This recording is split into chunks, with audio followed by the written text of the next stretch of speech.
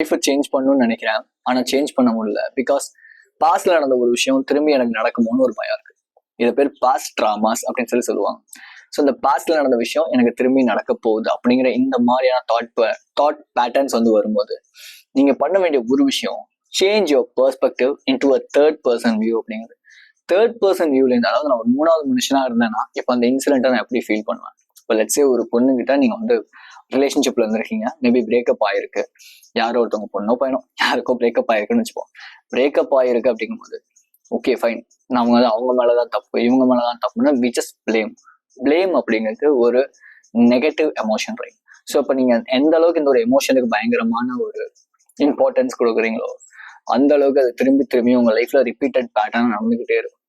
So அப்போ கொஞ்சம் ஒரு தேர்ட் பர்சன் பெர்ஸ்பெக்டிவ்ல இருந்து யோசிச்சு பாருங்க, ஏன் அவங்க நம்ம கூட செட் ஆகல? பிகாஸ் மேபி என்ன ரீசனா வேணா இருக்கலாம், அவங்களுக்கும் நமக்கும் சரியா செட் ஆகாம இருக்கலாம்.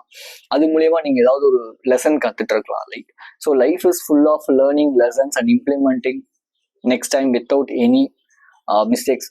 ஸோ இதுதான் லைஃப், ரைட்? ஸோ அதை டிஃப்ரெண்ட் பெர்ஸ்பெக்டிவ்ல பார்க்கும்போது உங்களோட பாஸ்ட் ட்ராமாஸ்ல இருந்து ஹீல் ஆக முடியும்.